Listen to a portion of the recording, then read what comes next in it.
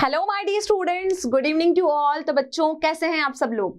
Welcome all of you at Motion online. और मैं हूं आपकी रसायन विज्ञान की अध्यापिका क्रीना। और कार्बनिक रसायन में हमने शुरू किया है हमारा चैप्टर नंबर 14 हमारा एनसीईआरटी बुक के अकॉर्डिंग। और अगर मैं ऑर्गेनिक केमिस्ट्री की बात करूं तो ये हमारा अमीन्स के बाद 5th चैप्टर है।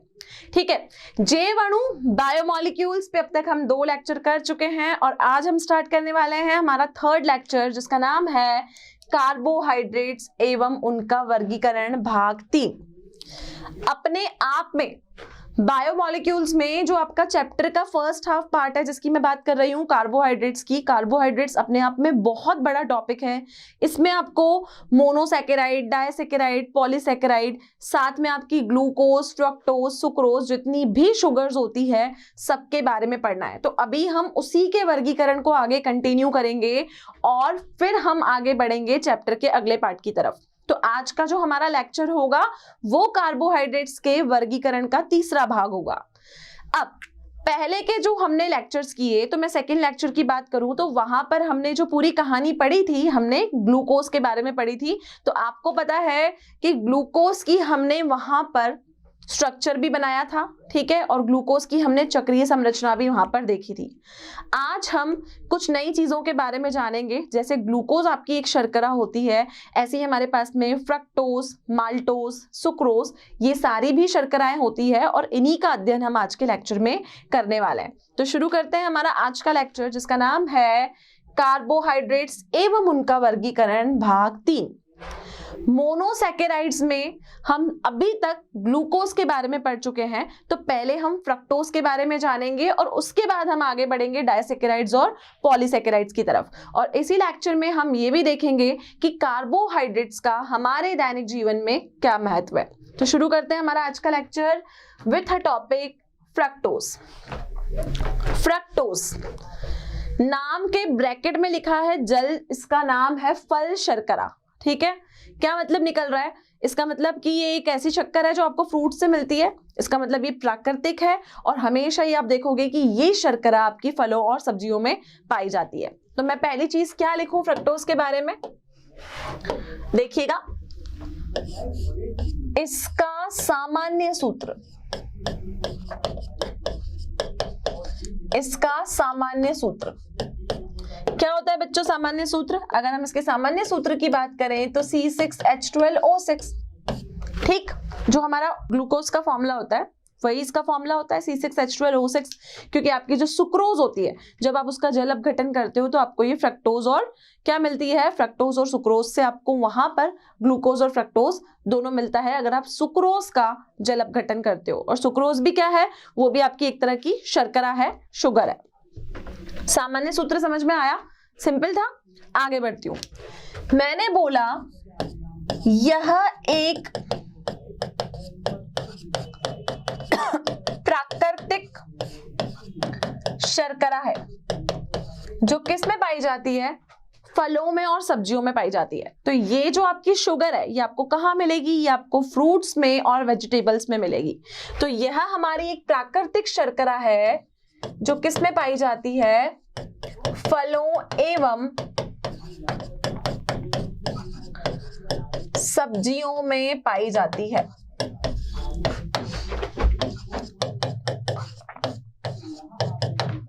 इतना क्लियर? नेचुरल शुगर है, फ्रूट्स और वेजिटेबल्स में आपको मिलेगी। तीसरी बात, सुक्रोज के जल अपघटन से हम इस फ्रक्टोज को, जिसको हम फल शर्करा कह रहे हैं, हम इसको प्राप्त कर सकते हैं। तो सुक्रोज के जल अपघटन से हम फ्रक्टोज प्राप्त कर सकते हैं। बहुत आसान सी बात मैंने बोली और ये मैं आपको बता भी चुकी हूं। अगर आप भूल गए हो तो मैं फिर से आपको बताती हूं कि सुक्रोज होती है आपकी C12H22O11। ठीक है, ये क्या है? ये होती है हमारी सुक्रोज। ठीक, इस सुक्रोज का क्या करो? जल अपघटन करो। जल अपघटन करना मतलब इसमें आप H2O डाल दो, तो आप इसका क्या कर रहे हो? आप कर रहे हो इसका जल अपघटन। अब मैंने आपको पहले भी बताया है कि जब इस सुक्रोज का आप जल अपघटन करते हो तो आपको दो चीजें मिलती है, C6H12O6 प्लस C6H12O6, दोनों ही एक समान है ना, तो दोनों ही एक जैसे हैं और फॉर्मूला भी सेम है। तो बच्चों एक को नाम दे दो ग्लूकोज और एक को नाम दे दो फ्रक्टोज। तो कोई हमसे पूछा कि ग्लूकोज कैसे बना तो हम कहेंगे ग्लूकोज हमारे सुक्रोज के जल अपघटन से बना। कोई हमसे पूछेगा कि फ्रक्टोज हमने कैसे बनाया तो हम कहेंगे फ्रक्टोज को भी हमने कैसे बनाया, हमने इस C12H22O11 जो कि हमारी सुक्रोज होती है उसके जल अपघटन से बनाया। तो बनाने का तरीका आसान, सुक्रोज का कर दो जल अपघटन और सुक्रोज का जल अपघटन करने पे आपको क्या मिलेगा, आपको एक मॉलिक्यूल ग्लूकोज का मिलेगा, एक मॉलिक्यूल आपको फ्रक्टोज का मिलेगा। क्लियर? चलिए, तो हम यहाँ से ये चीजें समझे कि ये फल शर्करा है, नेचुरल होती है, सुक्रोज के हमें जल अपघटन से मिलती है। तीसरी बात, ये जो बच्चों आपका फ्रक्टोज है ये आपका कीटोहेक्सोज है। हेक्सो का मतलब 6 कार्बन की चेन होगी और वहां पर मैं बोल रही हूँ कीटो, तो कीटो मतलब कीटोन ग्रुप लगा होगा, मैं यहां पर बोल रही हूँ कीटोहेक्सोज। पहले मैं कहती थी एल्डोहेक्सोज, तो एल्डोहेक्सोज का मतलब एल्डिहाइड ग्रुप होगा, कीटोहेक्सोज का मतलब हमारा कीटोन ग्रुप होगा। तो देखो हम ये बोलेंगे कि फ्रक्टोज हमारी एक कीटोहेक्सोज, क्या है, फ्रक्टोज हमारी एक कीटोहेक्सोज है। इतना क्लियर? कीटोहेक्सोज का मतलब है कि हेक्सो मतलब यहाँ पर 6 कार्बन तो होंगे लेकिन ग्रुप कौन सा होगा, एक जगह आपका कीटोनिक ग्रुप जुड़ा होगा। तो देखते हैं कि आपका जो ग्लूकोज है उसका आप संरचना कैसे बनाते हो। तो ग्लूकोज जो है आपको पता है क्योंकि इसके अंदर ध्रुवित ध्रुवकर्ता का ग्रुप है, क्योंकि इसका ध्रुवीय जो है ये प्रकृति इसके अंदर है, तो हमेशा आपको डी, अल्फा डी और बीटा डी ग्लूकोज के रूप में, जैसे ग्लूकोज मिलता था फ्रक्टोज भी आपको अल्फा डी और बीटा डी के रूप में मिलेगी। और इसका जो आप स्ट्रक्चर देखोगे वो आपको एक पूरी रिजु श्रृंखला यहाँ पर देखने को मिलेगी। तो देखते हैं। तो बच्चों फ्रक्टोज में आप देखोगे कि ये जो होती है ना, ये आपके कार्बन परमाणुओं की एक रिजो श्रृंखला होती है। फ्रक्टोज हमारे कार्बन अणुओं की रिजो श्रृंखला होती है।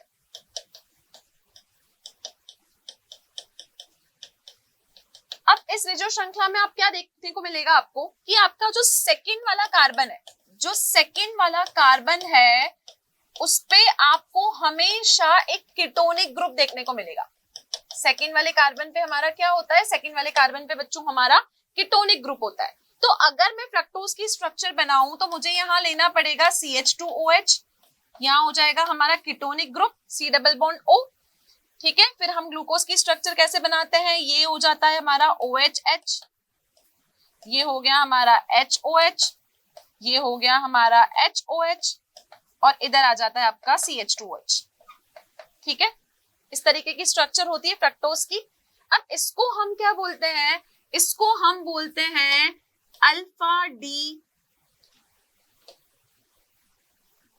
Minus minus fructose. ये किसका स्ट्रक्चर है, ये डी माइनस माइनस फ्रक्टोज का स्ट्रक्चर है। कार्बन की काउंटिंग करो तो 6 कार्बन है और जो सेकंड नंबर वाला कार्बन है ना उस पे आप देखोगे कि आपको यहाँ पर कीटोनिक ग्रुप जो है वो आपको यहाँ पर देखने को मिल रहा है। तो ये किसकी संरचना होती है, ये आपके फ्रक्टोज की संरचना होती है।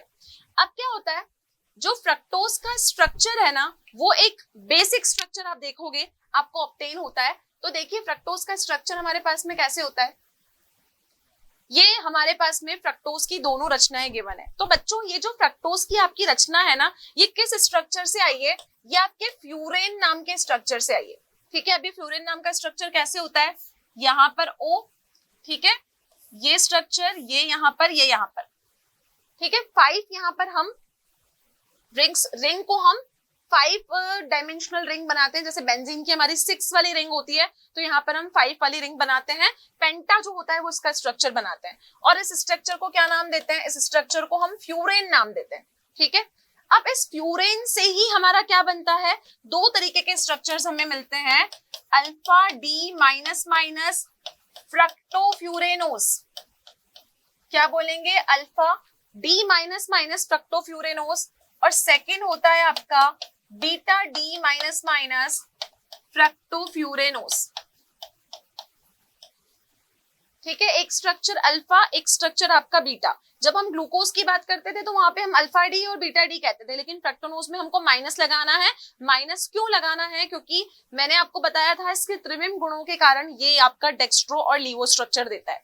अब देखो फर्क क्या है, यहाँ पर 6 कार्बन है, 1 2 3 4 5 6 कार्बन है। पोजिशन पे क्या डिफरेंस होता है कि जो आपका यहाँ पर CH2OH और OH ग्रुप है, सिर्फ फर्स्ट वाले कार्बन में आप देखोगे यहाँ पे पोजीशन पे डिफरेंस है।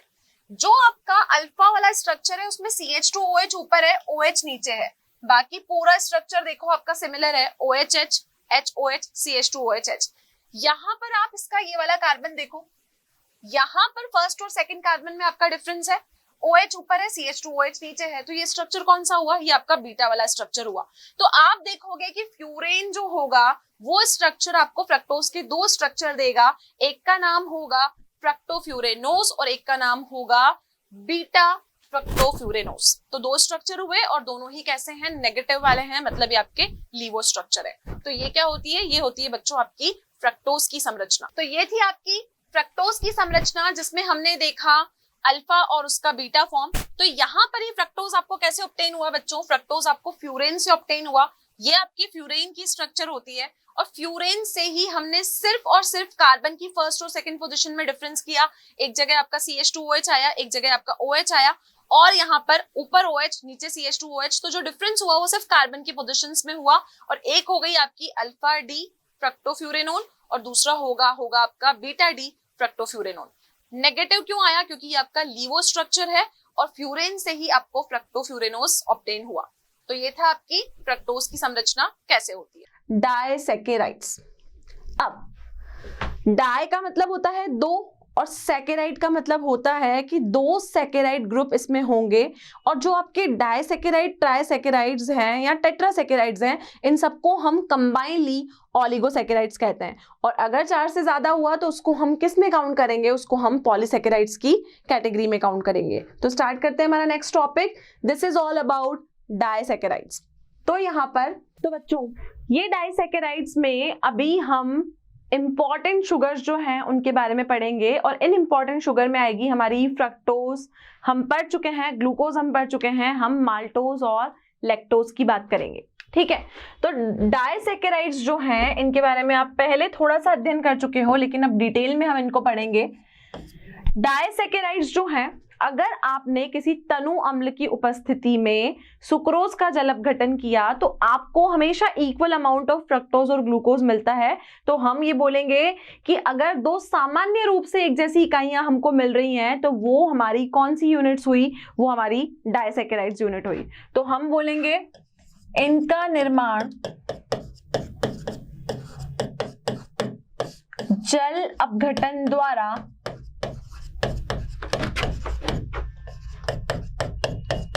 तनु अम्ल की उपस्थिति में होता है। किसकी उपस्थिति में होता है? तनु अम्ल की उपस्थिति में इनका निर्माण होता है। इसके अलावा ये आपको सुक्रोज के जल अपघटन से मिलता है।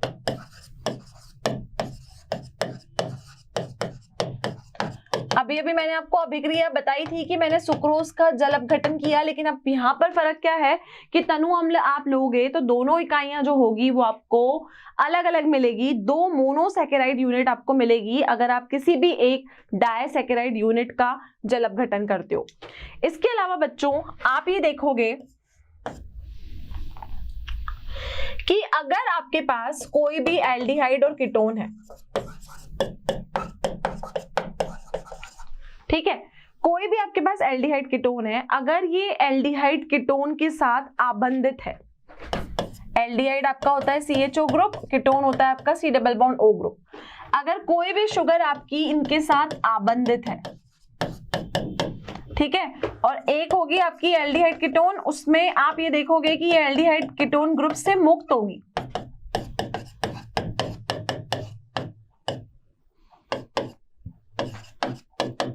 एल्डिहाइड कीटोन से मुक्त।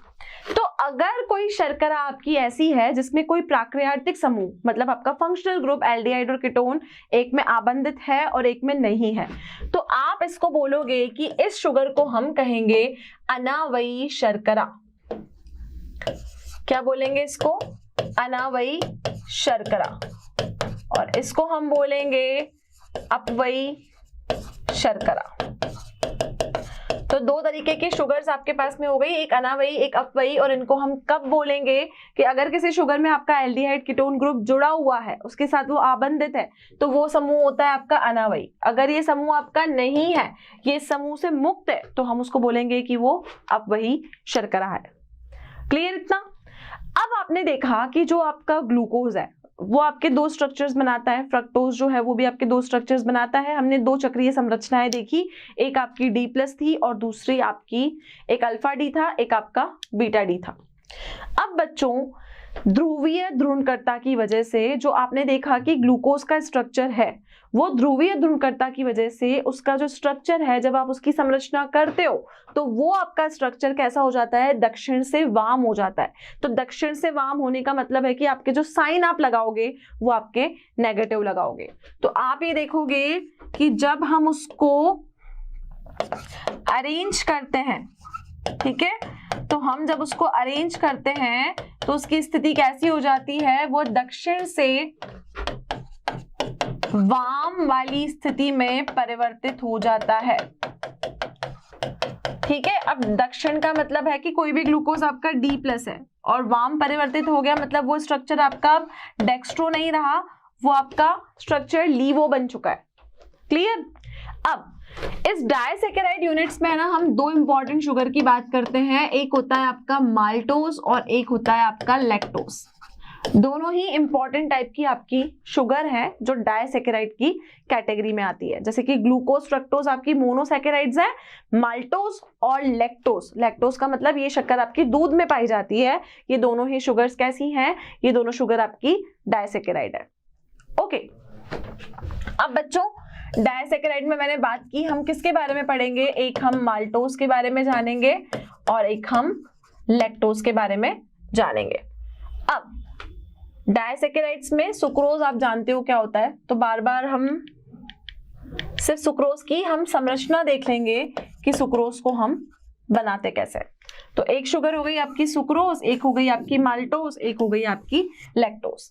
लेकिन आपने देखा कि जब हम मोनोसैकेराइड्स पढ़ रहे थे तो दोनों यूनिट आप लोगों को एक समान मिल रही थी, लेकिन अब ऐसा नहीं होगा। अब हम जब इनकी संरचना पढ़ेंगे तो आप देखोगे कि दो अलग अलग यूनिट्स होंगी और दो अलग अलग यूनिट से आप देखोगे कि जो H2O होगा ना आपका, वो रिएक्शन में से बाहर निकल जाएगा और वो एक ऑक्साइड लिंकेज बनाएगा, जिसको हम बोलते हैं ग्लाइकोसाइडिक लिंकेज, या फिर हम उसको ग्लाइकोसाइडिक आबंध भी कह सकते हैं। तो आप क्या देखोगे कि यहाँ पर दो परिवर्तित समूह होंगे, एक जैसे समूह अब नहीं होंगे। क्या होंगे? दो परिवर्तित समूह होंगे और वो रिएक्शन में से H2O को बाहर निकाल के फेंक देंगे। तो वो क्या करेंगे? H2O को अभिक्रिया में से निष्कृत करेंगे, ठीक है, और निष्कृत करने पर ये बनाएंगे एक ऑक्साइड का बॉन्ड, ठीक है, जिसको हम कहते हैं ग्लाइकोसाइडिक लिंकेज। क्या कहते हैं? Glycosidic linkage. और ग्लाइकोसाइडिक लिंकेज को हम कहेंगे ग्लाइकोसाइडिक आबंध, जिसमें वाटर आपका बाहर निकलेगा।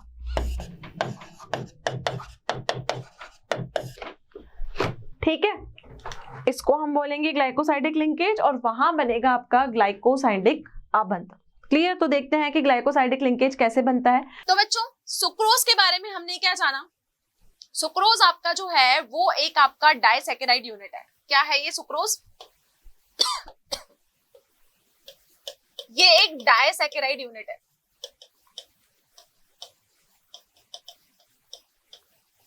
अब पता है आपको कि ये सुक्रोज है ना, जब आप इसका जल अपघटन करोगे तो आपको इक्विमोलर अमाउंट में C6H12O6 ही आपको देगा। तो सुक्रोज क्या होता है? C12H22O11, ये आपका सुक्रोज होता है। क्या करना है इसका? जल अपघटन करना है।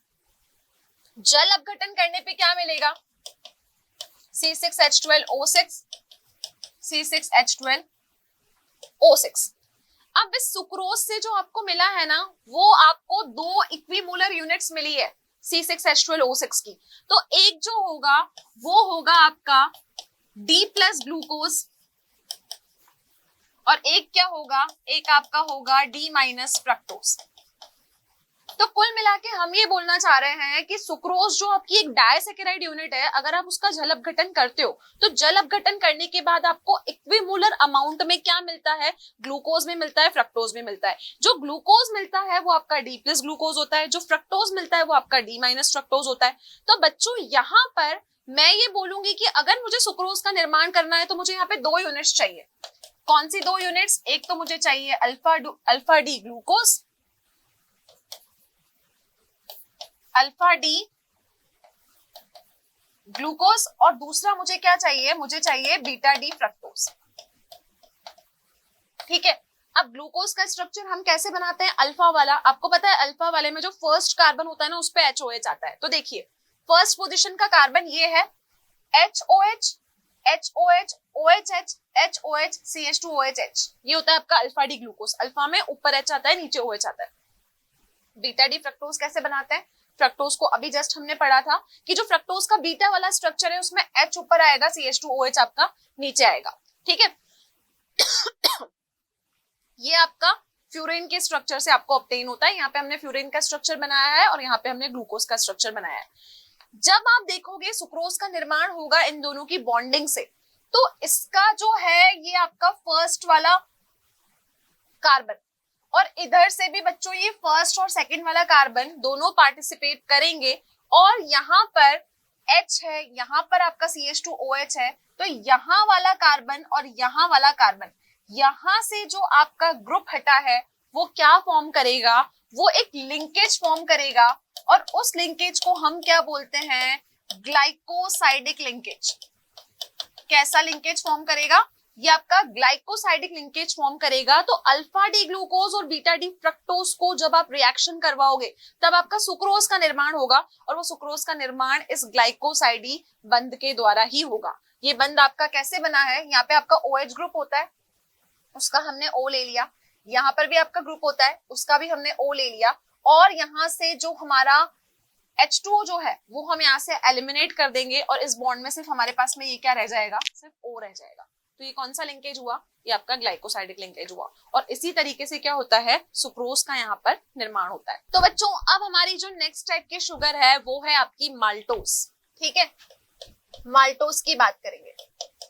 ये जो माल्टोस शुगर होती है ना, ये आपकी एक अपचयी शर्करा है। कैसी है? अपचयी शर्करा है। बनेगी कैसे? आपको यहाँ पर alpha D glucose plus alpha D glucose, यहाँ पे क्या करना पड़ेगा? अल्फा डी ग्लूकोज और अल्फा डी ग्लूकोज की आपको 2 यूनिट्स लेनी पड़ेगी। अल्फा डी ग्लूकोज और alpha D glucose, 2 alpha D glucose की यूनिट्स लोगे ना, तो दोनों अल्फा डी ग्लूकोज यूनिट्स जब कंबाइन होंगी, लिंकेज बनेगा, तब आपका माल्टोस शुगर का यहाँ पर निर्माण होगा। तो माल्टोस शुगर देखो कैसे बनती है। हमने लिया यहाँ पर अल्फा डी ग्लूकोज की सेम यूनिट्स, 2 हमको सेम यूनिट्स लेनी है अल्फा डी ग्लूकोज की। तो ये हमारी माल्टोस शुगर कैसे बनेगी? यहाँ पर आएगा हमारा O,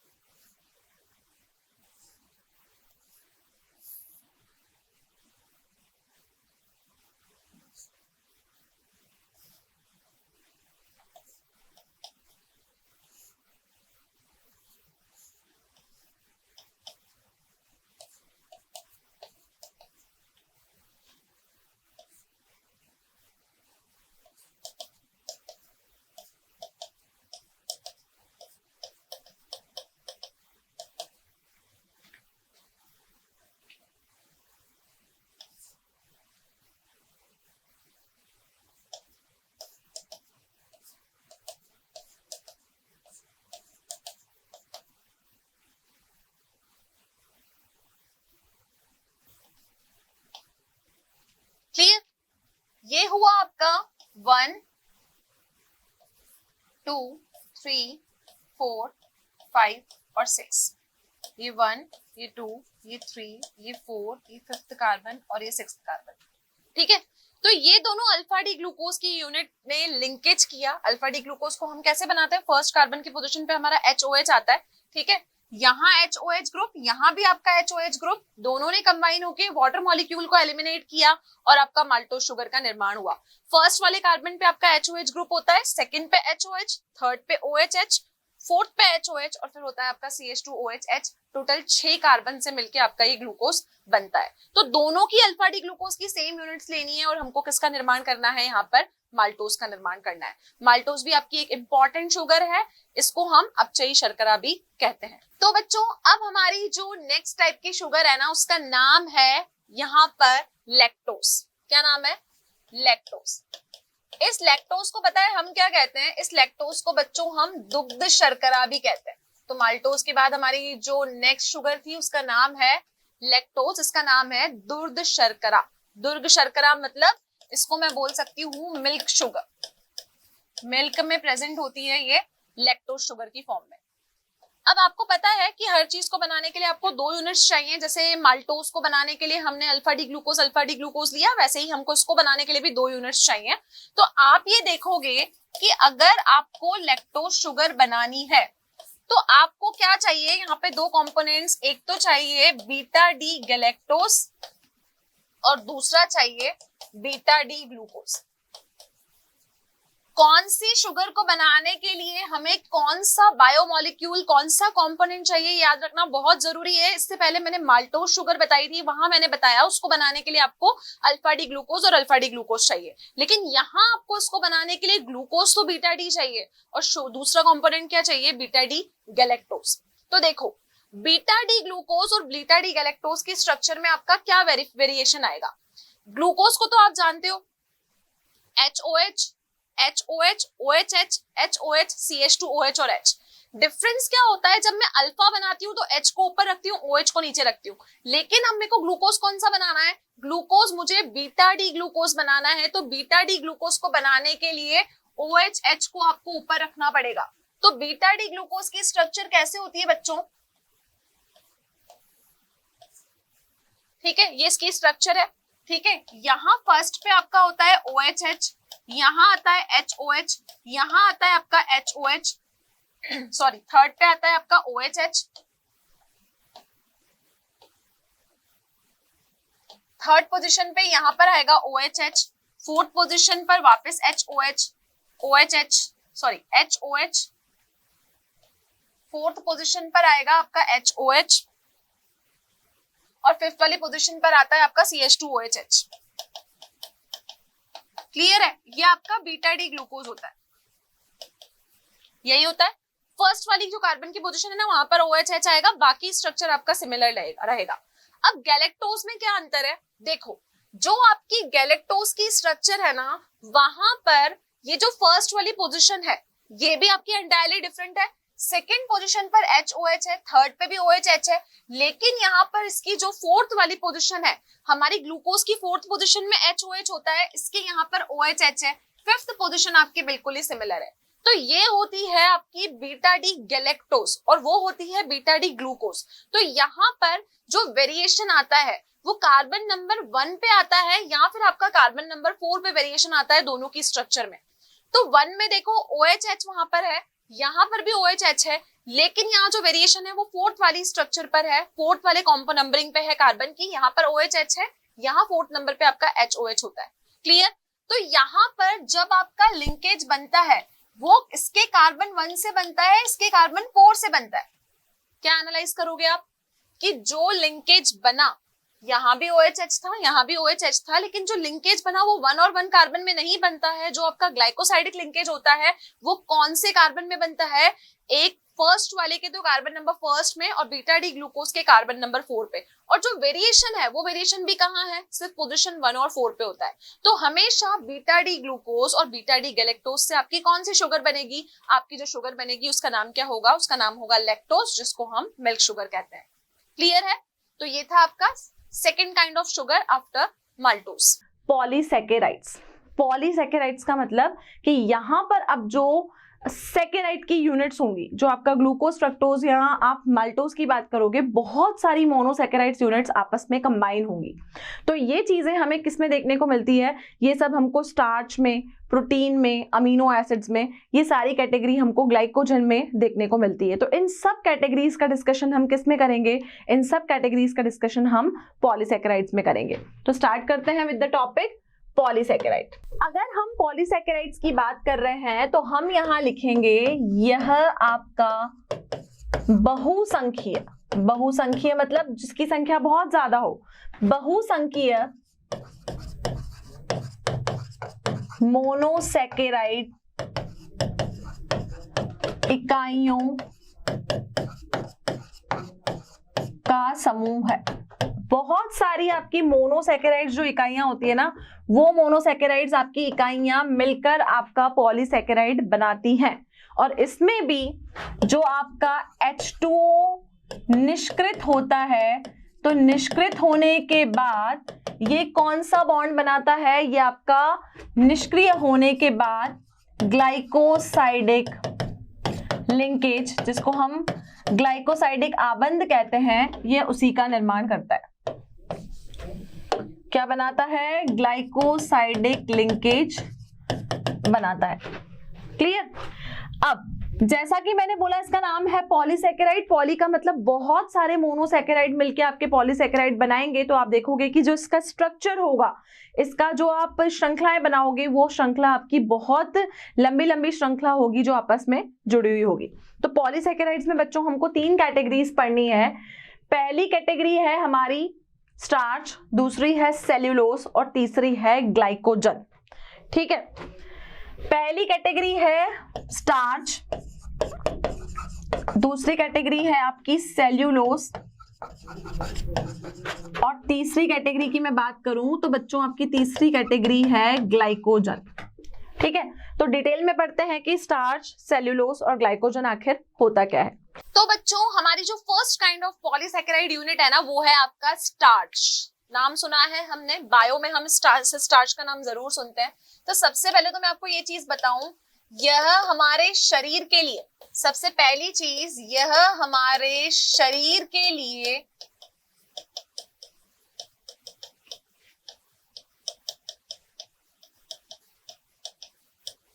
अति आवश्यक है। ठीक है, जितनी भी हमारी खाने की चीजें होती है ना, दाल, जड़, कंद, इन सब में आपका स्टार्च पाया जाता है। तो ये कहाँ पाया जाता है? हमारी जो खाने की चीजें हैं, दाल, जड़, कंद, इन सब में स्टार्च पाया जाता है।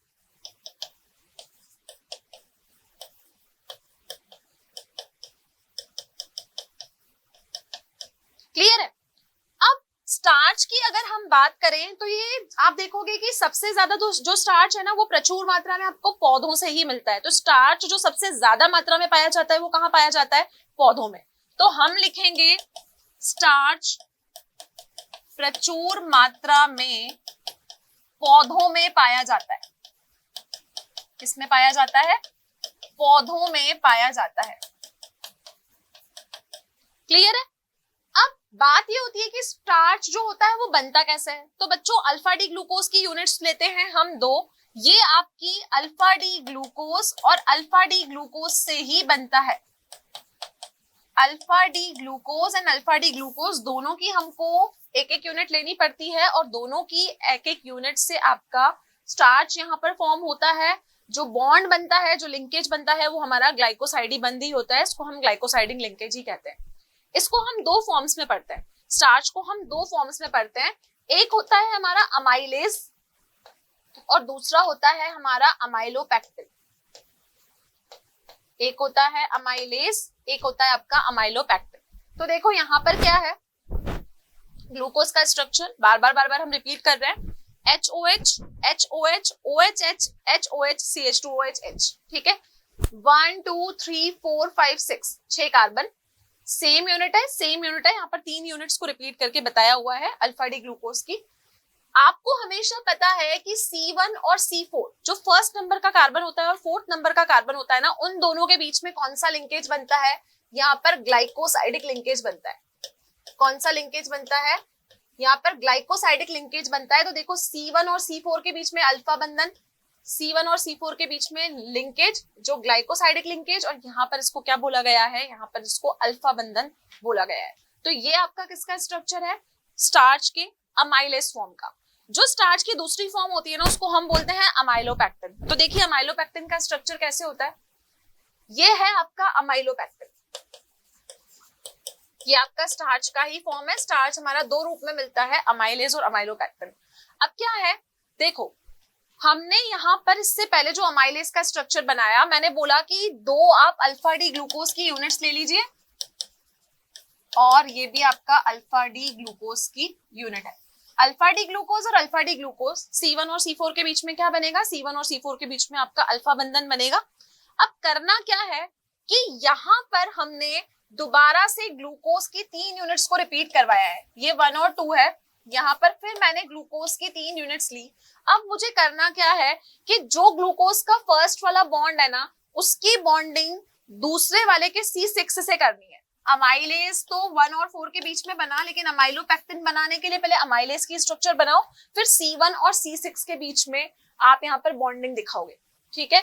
तो देखो ये जो फर्स्ट वाला स्ट्रक्चर है ये फर्स्ट वाला जो इसका कार्बन है, यहाँ पे HOH होता है, तो इस OH के H को हटा के हमने इसको इसके साथ कंबाइन किया, 6 वाले के साथ कंबाइन किया। दोबारा से वही ग्लूकोज का स्ट्रक्चर आपको रिपीट होता हुआ दिखेगा। तो ये जो स्ट्रक्चर होता है इसको हम अमाइलोपेक्टिन कहते हैं। जो बंधन बनता है वो आपका अल्फा बंधन कहलाता है।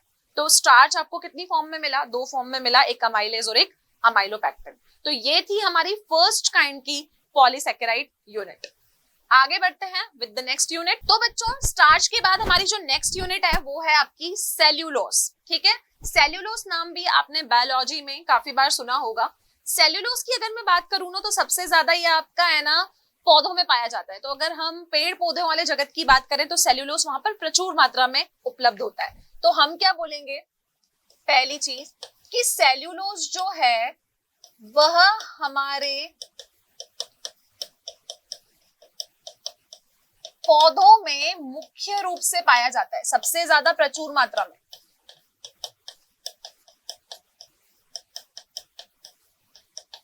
क्लियर, मुख्य रूप से कहां पाया जाता है, पौधों में पाया जाता है। अगर मैं कहूं वनस्पति जगत की बात करूं, तो वनस्पति जगत का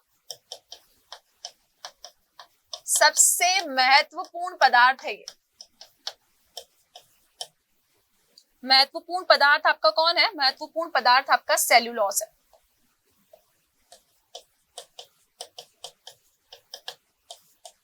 यह आपके पेड़ों की कोशिकाओं में पाया जाता है।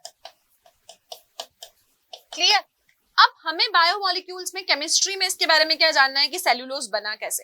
तो सेल्यूलोज मुख्य रूप से आपका जो बीटा डी ग्लूकोज होता है ना, बीटा डी ग्लूकोज यूनिट के ही लिंकेज होते हैं। बहुत सारे बीटा डी ग्लूकोज आपस में कंबाइन होते हैं। कंबाइन कौन से लिंकेज से होते हैं, हम बार बार बात करते हैं ग्लाइकोसाइडिक लिंकेज। तो ग्लाइकोसाइडिक लिंकेज तो होगा, लेकिन अल्फा ग्लूकोज लेके चलोगे तो उसको अल्फा बंधन कहेंगे, बीटा ग्लूकोज लेके चलोगे तो उसको बीटा बंधन कहेंगे। तो देखो आपने बनाया यहाँ पर ग्लूकोज का स्ट्रक्चर, लेकिन ग्लूकोज कौन सा लेके चलना है हमको, beta D glucose. Beta D glucose में और अल्फा डी में क्या फर्क है, सिर्फ कार्बन की फर्स्ट पोजीशन का फर्क है। वहां पे HOH होता है, इधर आपका OHH होता है, ठीक है। तो OHH HOH OHH HOH CH2OHH होगा क्या, कार्बन का फर्स्ट और कार्बन का फोर्थ पार्ट, उन दोनों के बीच में यहाँ पर लिंकेज होता है। तो देखो यहाँ पर जो बंधन बना, ये बंधन आपका ग्लाइकोसाइडिक लिंकेज, ठीक है। तो यहाँ पर ये हुआ आपका 1 2 3 और 4, ठीक है।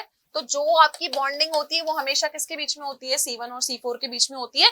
और क्योंकि ये बीटा डी ग्लूकोज के साथ बना है तो इसको हम बोलेंगे बीटा लिंकेज, मतलब जो बीटा बंधन है वो बीटा ग्लाइकोसाइडिक लिंकेज है। क्लियर। तो सेल्यूलोज आपका कैसे बना, बीटा डी ग्लूकोज के लिंकेज के साथ बना। ओके, आगे बढ़ते हैं with the next topic we have glycogen.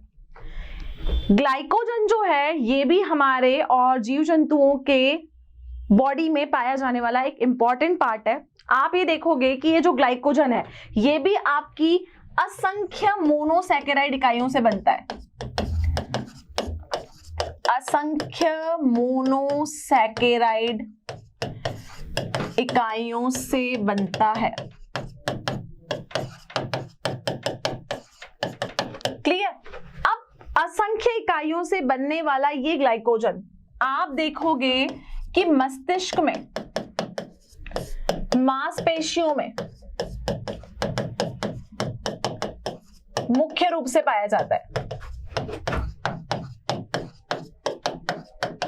किसमें पाया जाता है? मस्तिष्क में पाया जाता है, मांसपेशियों में पाया जाता है, और जीव जंतुओं में पाया जाने वाला ये एक इंपॉर्टेंट चीज है जो कि आप देखोगे कि कार्बोहाइड्रेट ही है। लेकिन अगर मैं ह्यूमंस में बात करूंगी तो प्लांट में से स्टार्च के रूप में हम इसको प्राप्त करते हैं, लेकिन एनिमल्स में ये ग्लाइकोजन के रूप में होता है। अब देखो हमारी बॉडी में भी ये किस रूप में होता है, कभी हमें है ना ग्लूकोज की जरूरत पड़ती है।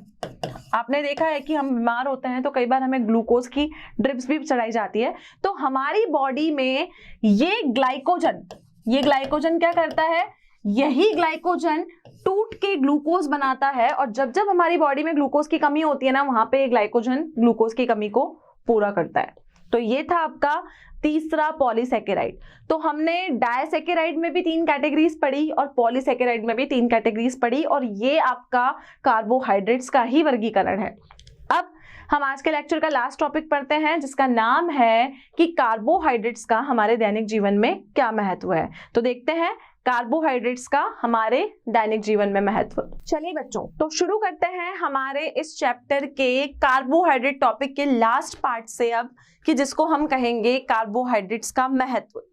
आपने देखा कि हमने पूरी जितनी भी कैटेगरीज यहाँ पे डिस्कस की, हमने बेसिकली कार्बोहाइड्रेट्स के बारे में डील किया, जिसमें हमने सारे monosaccharides, disaccharides, polysaccharides, sucrose, fructose, glucose, सभी टॉपिक्स की चर्चा हमने डिटेल में की।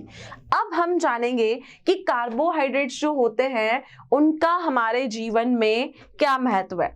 तो बच्चों आप देखोगे कि चाहे आपके जीव जंतु हों, प्लांट्स हो, चाहे एनिमल्स हो, चाहे हम ह्यूमन बीइंग हो, हम सबके लिए कार्बोहाइड्रेट्स जो है वो बहुत जरूरी है। तो मानव प्रजाति के लिए और जीव जंतुओं वाली प्रणाली के लिए भी कार्बोहाइड्रेट्स का इंपॉर्टेंट रोल है। हम जो भी खाना खाते हैं, हम ये देखेंगे कि हम जो भी खाना खाते हैं तो उसमें जो हमारी ऊर्जा का स्रोत है, जो हमें एनर्जी देता है, वो बेसिकली कौन है? वो आपका कार्बोहाइड्रेट ही है। तो हम बोलेंगे कार्बोहाइड्रेट का हमारे दैनिक जीवन में क्या महत्व है। कार्बोहाइड्रेट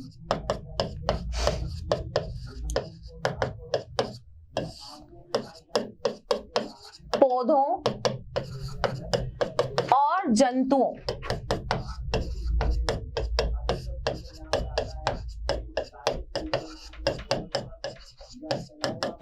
दोनों के लिए आवश्यक है।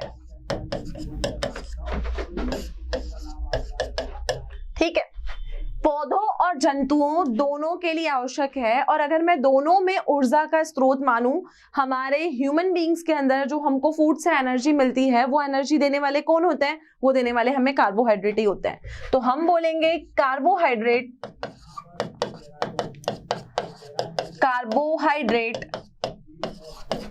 ऊर्जा का मुख्य स्रोत है। कार्बोहाइड्रेट से हमें क्या मिलती है बच्चों? कार्बोहाइड्रेट से हमें ऊर्जा मिलती है।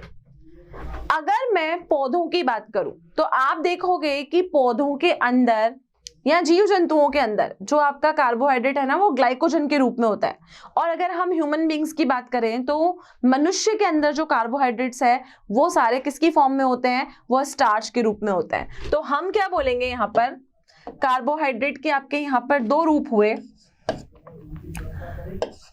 जंतुओं में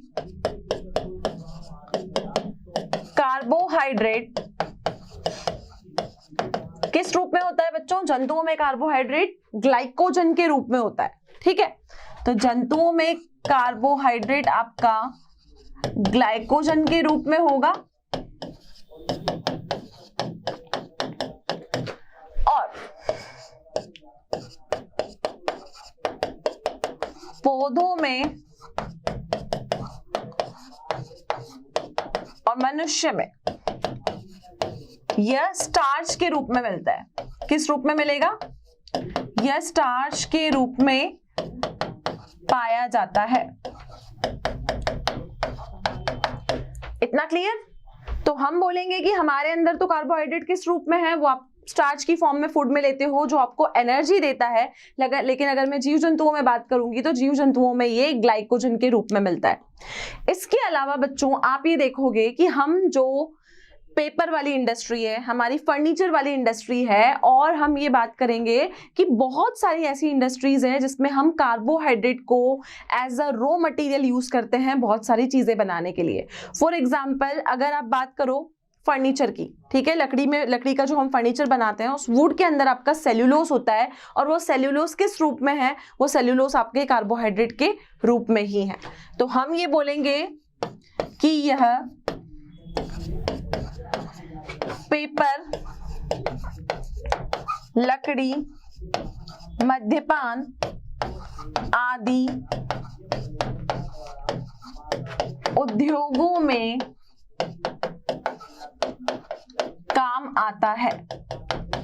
ठीक है, तो इसका प्रयोग आप देखोगे कि दैनिक जीवन में आपके बहुत सारे उद्योग ऐसे हैं, पेपर का हो गया एग्जाम्पल, या कोई भी हम वुड का, पेपर का, या मद्यपान, जो भी आपकी उद्योग जगत है वहां पर कार्बोहाइड्रेट्स का बखूबी बहुत ही इंपॉर्टेंट रोल है, वो बहुत ज्यादा अपनी भूमिका निभाते हैं, क्योंकि सेल्यूलोज जो हमारा एक इंपॉर्टेंट प्लांट का हम बोलेंगे सब्सटेंस है, वो आपका किस में काम आता है, वो आपका वुड वाली इंडस्ट्री में काम आता है।